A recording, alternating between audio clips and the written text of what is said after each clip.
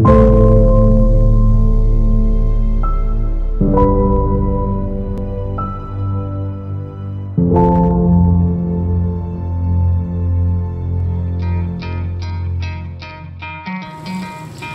चलिए दोस्तों और सभी बाबा का बच्चे, प्यारे बच्चे, ये ब्रह्मा कुमारी आश्रम है जिसमें से हमारे घर में सभी और मैं इसमें इनिशिएटेड हुए हैं। ये ब्रह्मा कुमारी आश्रम है, ईश्वरीय विश्वविद्यालय है और ये इसका जो स्थान है ये this Ishwariya Vishwavidyalaya situated on the north Bengal in Siliguri और ये सबसे अच्छा ब्रांच है, ये सबसे बड़ा ब्रांच है सिलीगुड़ी का जो नॉर्थ बंगाल में अवस्थित है, वेस्ट बंगाल नॉर्थ बंगाल में। और इसमें हम कुछ आपको कुछ वीडियो शॉट हम आपको दिखाएंगे। आज तो दशहरा है, दशमी है, तो इसके ऊपर कुछ प्रोग्राम इधर में हो रहा है। तो चलिए बाबा के मीठे प्यारे बच्चे, हम आपको ये कुछ बहुत सुंदर, बहुत ही अच्छा वीडियो हम आपको दिखाएंगे।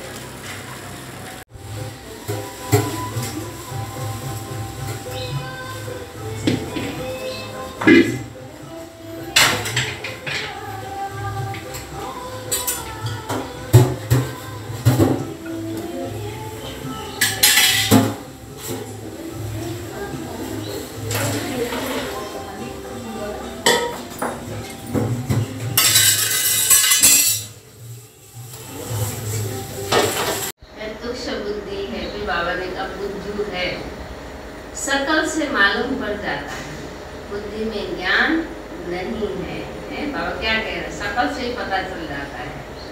शिव बाबा तो जानते हैं, अंतर्यामी है, यह बाबा तो बाहरयामी है। बाप कहते हैं मैं आता ही उस तन में हूँ जो पहला नंबर है, अब लास्ट में है, इनमें प्रवेश करता हूँ क्योंकि इनको फिर वही नारायण बनना है।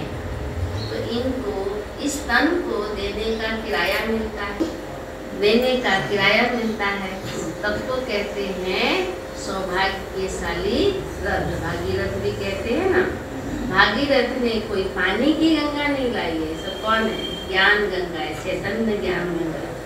यह गुह्य ज्ञान की बातें हैं जो रावण वध पर होने के कारण मनुष्य समझते नहीं, पानी की गंगा समझ लेते हैं। अब तुम समझा है, अब तुमने समझा है तो औरों को समझाने की युक्ति निकालो। ऐसे किसको समझाए जो बुद्धि में कर्ज हो, ज्ञान मिल जाए, उनको परमात्मा की हर बात समझ में आ जाए। बाबा ने कहा ये युक्ति निकालो, तुमको ख्याल आना चाहिए ये औरों को कैसे बुरा देसी बनाए, कैसे हर तरह से सम्मान करते हैं कुमारियों का, लेकिन उनमें तो वो दिव्यता नहीं होती है। और यहाँ हमको बाबा ने इतना सौभाग्यशाली बनाया है। बाबा ने आज मुरली में भी कहा कि ब्राह्मणों से अधिक सौभाग्यशाली कोई नहीं।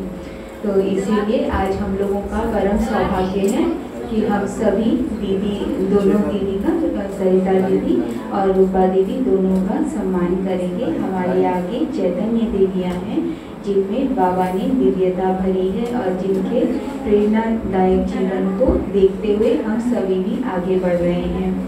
तो अभी हम लोग शुरू करेंगे। सभी माताओं से रिक्वेस्ट है जो सभी आ गए हैं, तो अब हम ये प्रोग्राम स्टार्ट करते हैं। ओम शांति।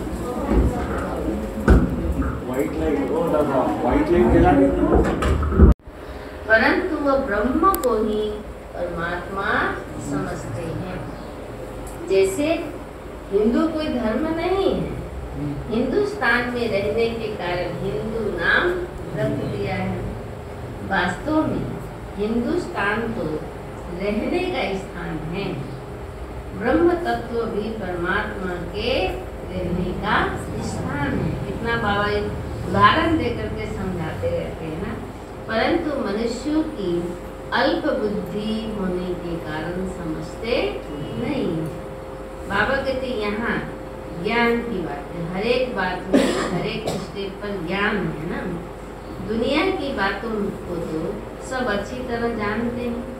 यह खुद जोहरी था, ब्रह्मा बाबा के लिए बाबा कहते हैं खुद जोहरी था, पारखी था, तो सब कुछ जानता था।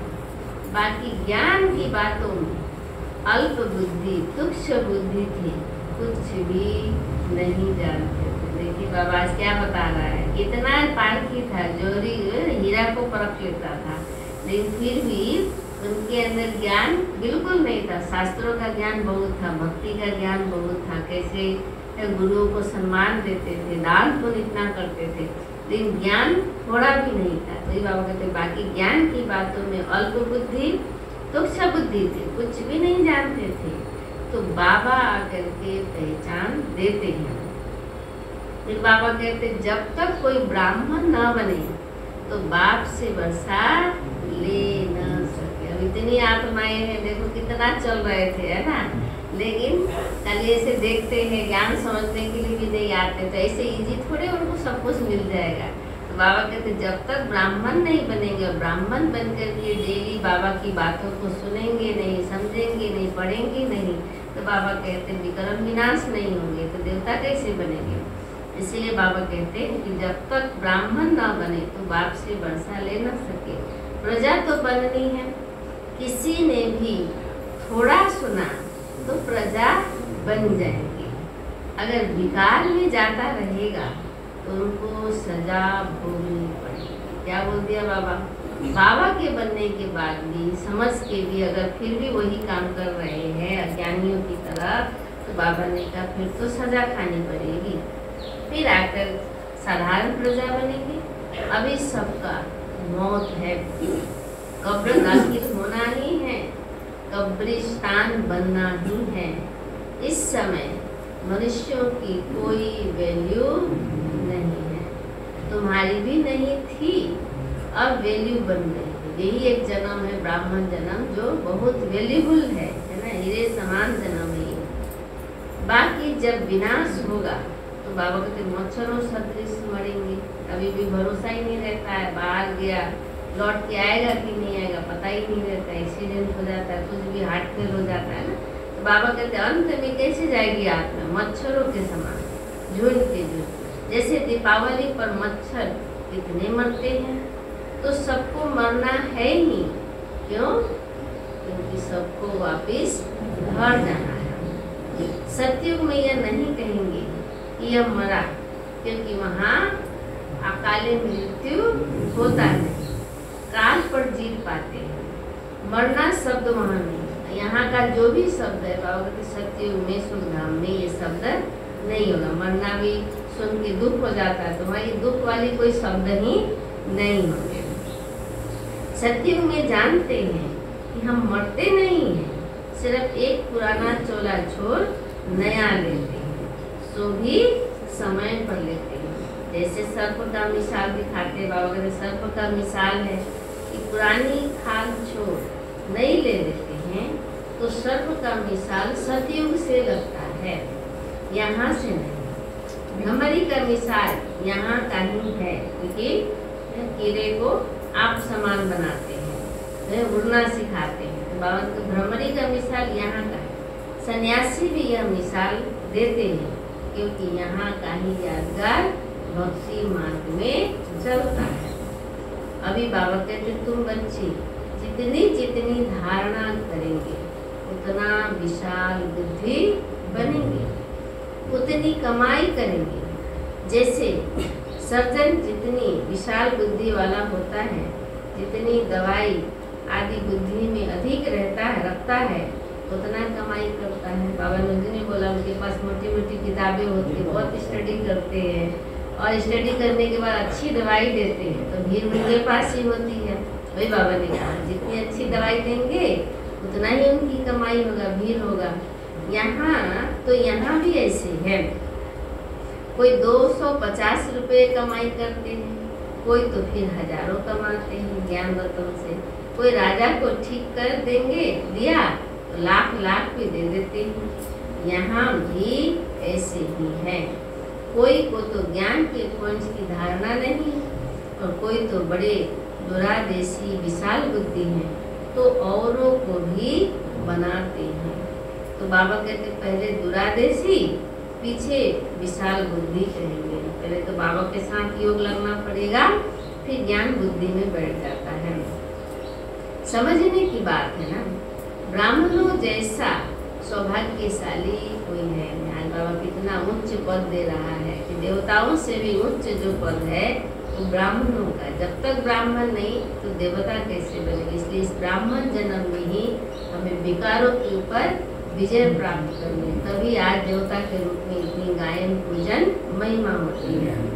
इसलिए बाबा ने कहा ब्राह्मणों जैसा सौभाग्यशाली कोई है नहीं, एकदम सबको ऊपर ले जाते हैं। कहाँ नीचे गिरे हुए थे तो देवताएं थोड़े आ रहे, बाबा ने कहा ब्राह्मण के रूप में ऊपर ले जाते।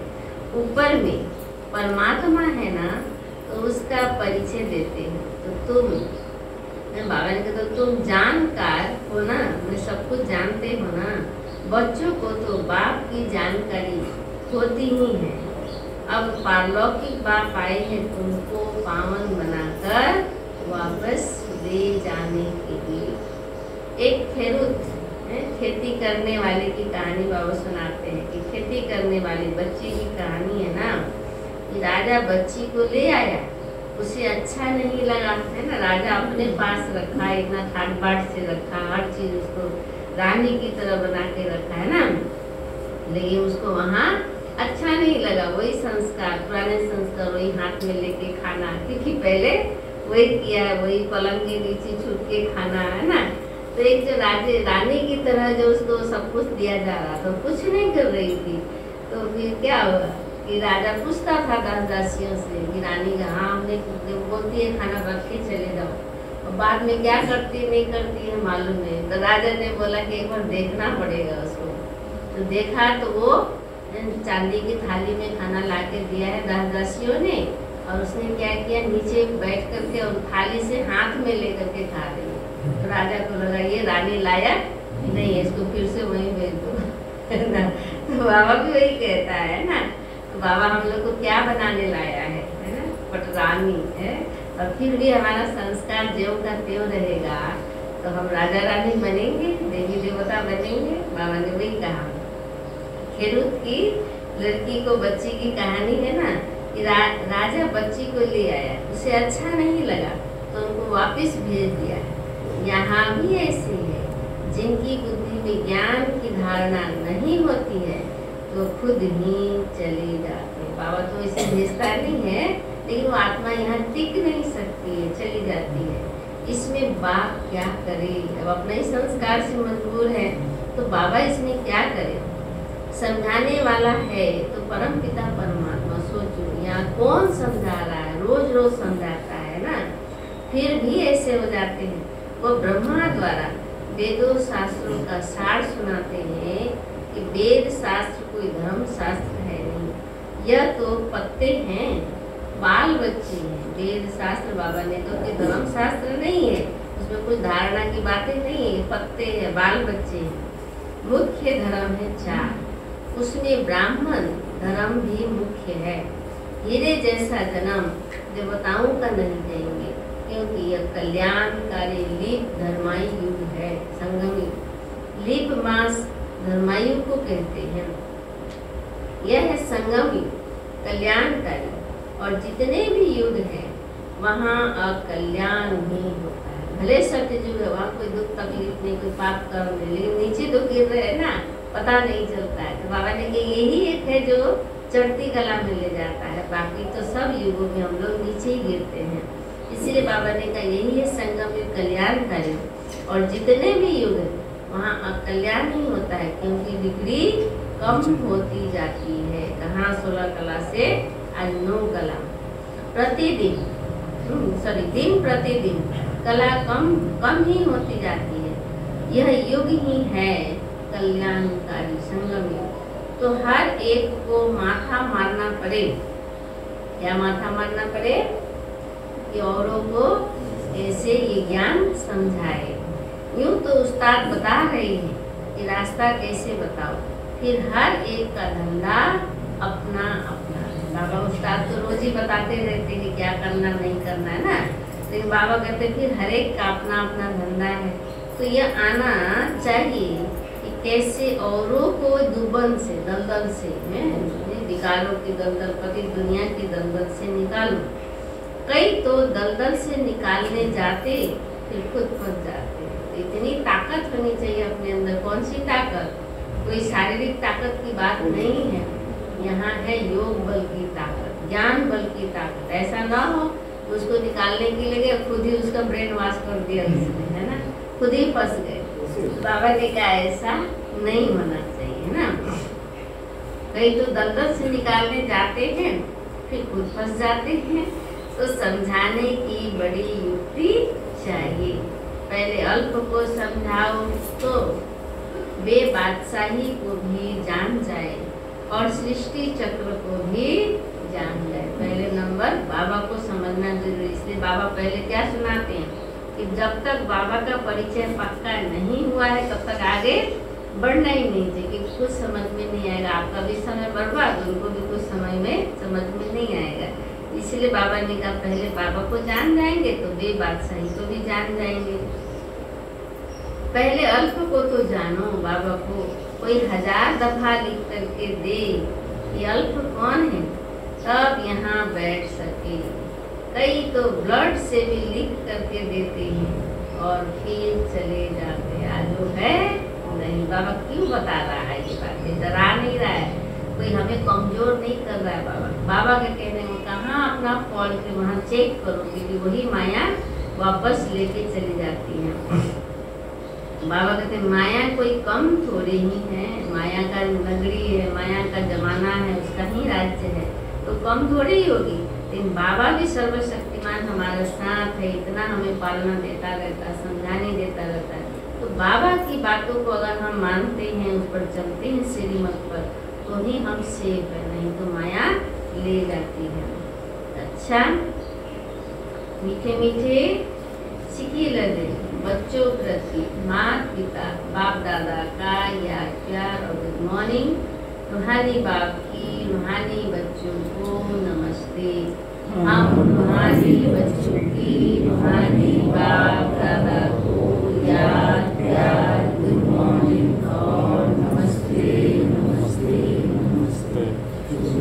बाबा नमस्ते।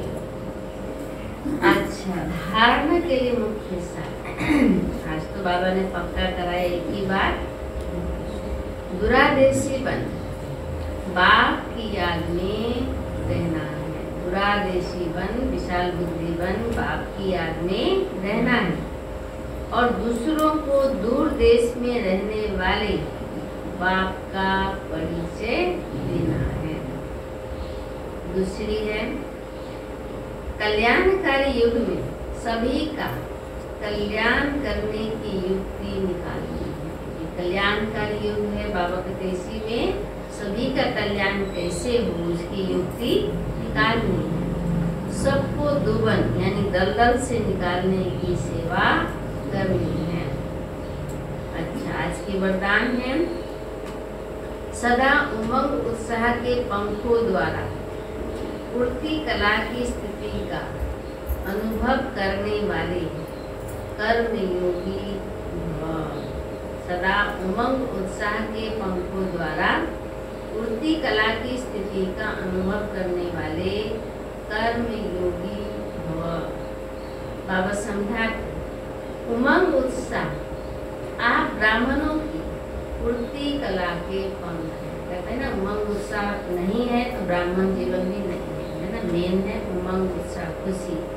उमंग उत्साह आप ब्राह्मणों की उड़ती कला के पंख है।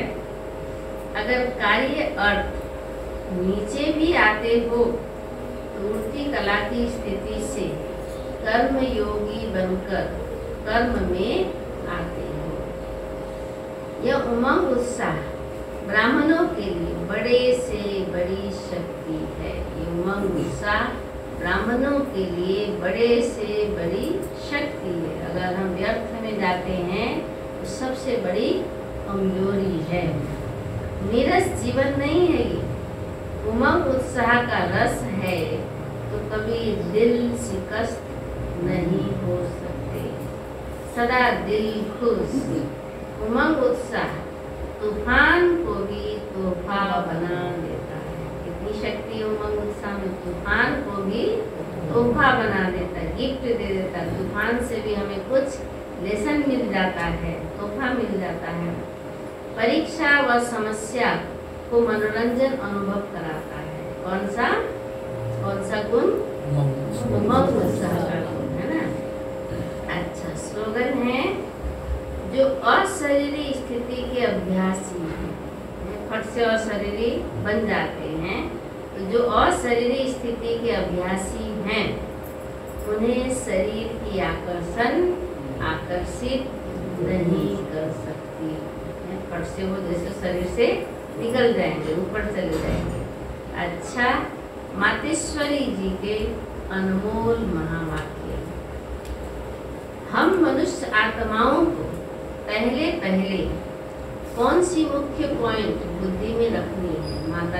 मातेश्वरी जी मंथन करके हम बच्चों को सुना रही है कि हम मनुष्य आत्माओं को पहले कौन सी मुख्य पॉइंट बुद्धि में रखनी है, जिस पर खूब अटेंशन रखना है।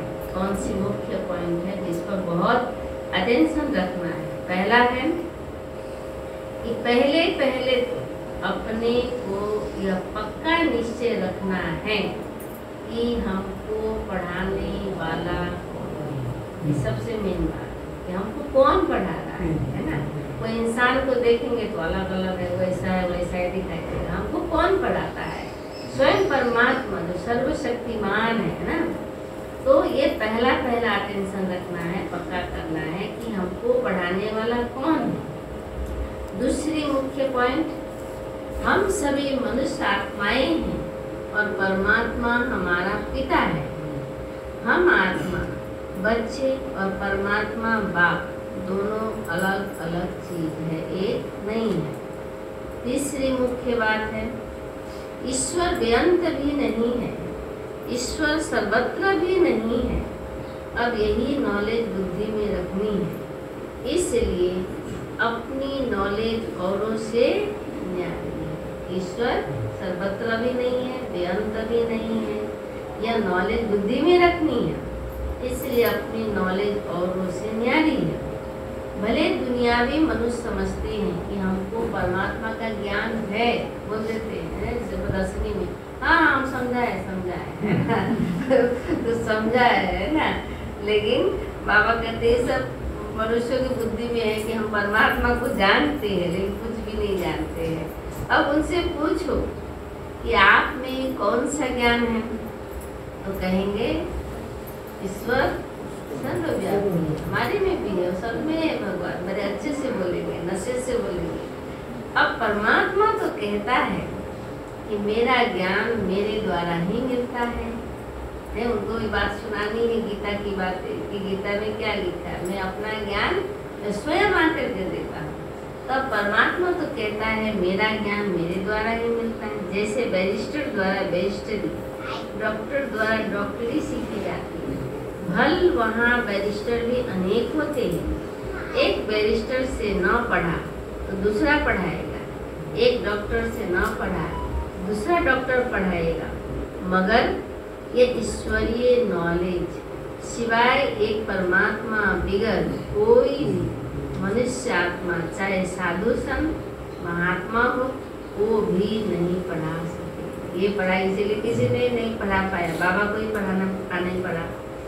तो हम कैसे समझे कि इन्हों में कोई परमात्मा का ज्ञान है। और चौथी बात है, चौथी पॉइंट है, परमात्मा युगे युगे भी नहीं आता, बल्कि परमात्मा कल्प कल्प एक ही बार इस संगम पर अर्थात कलयुग के अंत और सतयुग के आदि संगम समय पर आता। मैंने कुछ भी नहीं पता है ना। और अनेक धर्मों का विनाश कराए, एक आदि सनातन धर्म की स्थापना कराता है।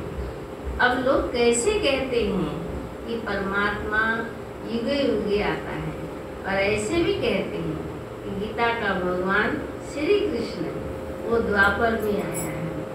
अब इन सभी बातों को सिद्ध करना है कि गीता का भगवान श्री कृष्ण नहीं है, शिव परमात्मा है और वो भी द्वापर में नहीं आते, संगम पर ही आया है। और पांचवी बात है, पांचवी पॉइंट, गुरु बिगर घोर अंधियारा कैसे हुआ है? वो गुरु कौन है? कहते हैं ना, गुरु बिना घोर अंधियारा है। सतगुरु ज्ञान अंजन दिया, अज्ञान अंजन विनाश बोलते हैं, सब अंधकार में है। तो गुरु कौन है? वो मनुष्य सृष्टि उल्टा झार कैसे है और हमको अपने 5 विकारों पर जीत कैसे पहननी है? छठी पॉइंट, हम वही पांडव योद्धे हैं जिसके साथ साक्षात परमात्मा है। कौन है? वही पांडव है जो गायन है, जिसके साथ स्वयं भगवान थे, यानी साक्षात परमात्मा है। उसी तरफ ही जीत है, जिधर भगवान है, परमात्मा है, उसी तरफ जीत है। और 7वीं पॉइंट, परमात्मा खुद सर्वशक्तिमान है। तो जिन्होंने परमात्मा